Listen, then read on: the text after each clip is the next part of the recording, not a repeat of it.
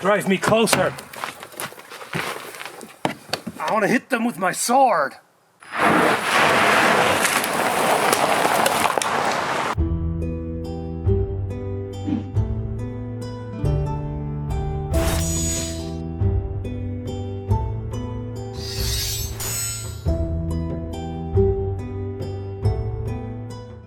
Since I'm going to talk about my favorite sword today, I figured might as well wear my favorite helmet, even though it's hella anachronistic. There's 700 years between the two. But oh well, deal with it.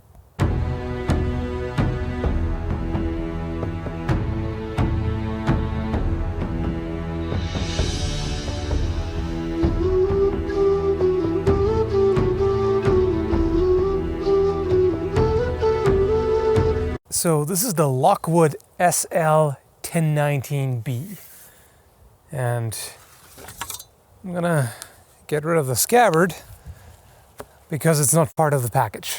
You have to buy that separately. What caught my eye right away is the bronze hilt. You don't see that very often. And you also recognize this overall shape. It's very similar to the Brescia, I don't actually know how you pronounce that. Brescia or Brescia Spadona that Albion makes. Except bronze, and I do like me some bronze. So this is a 15th century longsword design. In fact, it's very similar to the Principe that I reviewed before. The Principe is an oakshot type 18C. This is an 18A. So it's the same overall type, it's just a different subtype. And it falls within that same application. You know, a sword that is very capable in the thrust, but can also cut well in case you're encountering somebody who's not wearing a full suit of plate armor. And at that time on the battlefield, that would be a number of combatants, probably most, who would wear maybe something like a gambeson, Akaton, maybe a helmet, jack chains, perhaps, things like that. So the cut is still quite important. And oh boy, does this deliver.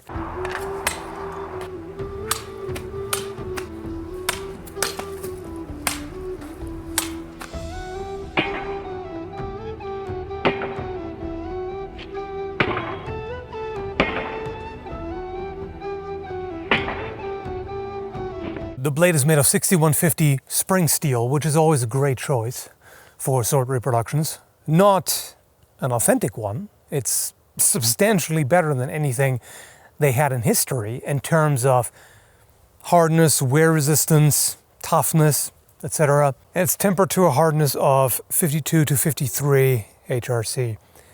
The handle is poplar with cord and leather wrap on top. And there's a number of different color choices. This is quite a nice one here. It's got that central riser, and the cord gives it a good amount of traction. It's a very nice grip. It tapers just a little bit toward the pommel, but it's mostly straight. And in my opinion, this is perfectly shaped. It's rounded, rectangular, cross-section, exactly the right proportions, fits my hand perfectly. Very comfortable, and it is very versatile, you know, as a two-handed double-edged longsword should be. This way I can use whichever edge I want. I can use thumb grip very easily. I could, if I want to, put a finger over the guard for more point control, and it's a very nimble, lively sword. It weighs 1.55 kilograms or 3 pounds and 6 ounces. It's balanced pretty close to the hilt. And the proportions of the blade don't make it very hard to use half swording. Even the murder stroke can definitely be used with this, ideally with gloves, of course, gauntlets. And yeah, you have that extra point control if you need it. You can strike with the crossguard or the pommel. This would be quite effective since it's got these ridges. It's almost shaped like a like a small mace. In fact, there are some early maces that this kind of reminds me of. And there are grappling techniques where you control the opponent and bash the face with the pommel. That would also be quite effective here. The fit on the crossguard is very tight. There's a minimal gap. There is, of course, going to be a bit of space because of the fuller there. And I'm not sure if there's a particular reason to do it this way instead of making the fuller end on top of the guard so you don't have as much space there. This could cause rainwater or other liquids to run down and gather under the grip, of course, which could cause the tang to rust. But that's basically what I've seen on just about any sword so far that has a fuller. Very well-shaped diamond cross-section and a really nice gradual taper toward the edge. In some cases, it's done really poorly. On cheap reproductions, we have a relatively flat blade that then gets ground at a very steep angle right at the end. So you have that hard shoulder that makes cutting a lot more difficult. This, on the other hand, just glides through the target. If the edge alignment is good, even if it isn't perfect, it cuts beautifully. It's quite a forgiving sword. Maybe not as much as the Principe. It's hard to beat that in terms of just sheer cutting power. But this gets really close.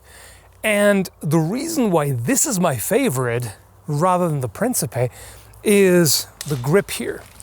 And the reason why it's my favorite over the Knecht, don't worry, I'm not cheating on the good old big war knife. I still love that one. But I prefer double-edged swords just a little bit for the extra versatility. And this is where this really shines. Versatility, cutting performance, and just overall quality. The way it's put together, absolutely flawlessly, very well shaped, beautiful with the bronze. With this sword, I can easily make the kind of buttery smooth cut that makes the top of the tatami mat fall straight down or land just a little bit in front of it. And it's also an exceptionally good edge. It's nice and sharp, but it also seems durable as well. I did some abusive testing with it as well, and there is no edge damage. I didn't go as crazy as with the Principe, because believe it or not, I don't actually want to damage the swords that I review. I understand how it may seem like it sometimes, the way I go about it, but yeah, it has held up really well. It also seems resistant to scratches and staining. With some sword blades, I can see stains forming very shortly after cutting tatami mat. This one here was fine. Of course, you have to still clean it and oil it and all that, but yeah, it seems to hold up really well. So, as usual with high-end swords, what's the negative? What's the con? The price. Same as usual. This is not a cheap sword, nor could it be. Handmade with high-quality materials. And yeah, it's $1,800 US dollars, 1,795. That's without a scabbard.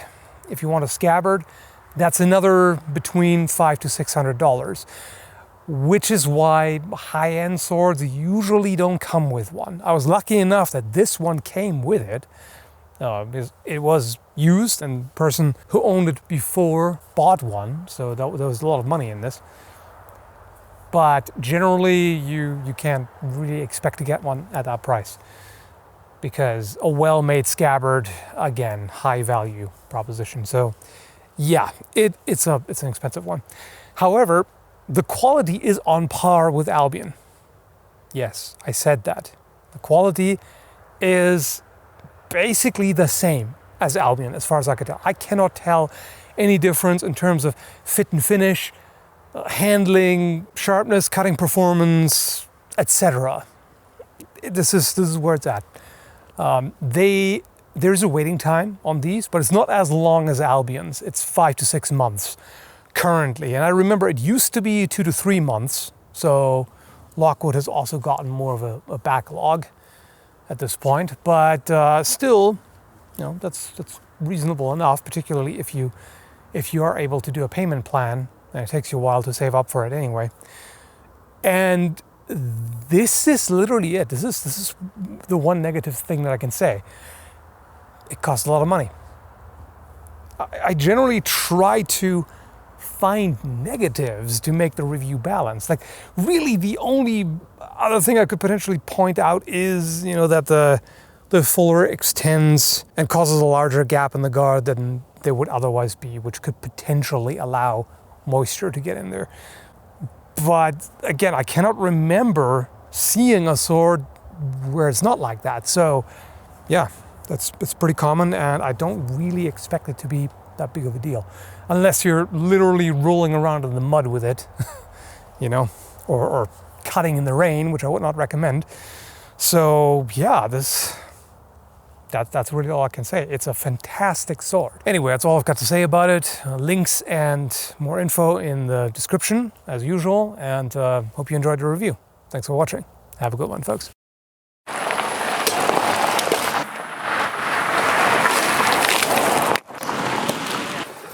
I want to hit them with my head. Bonk.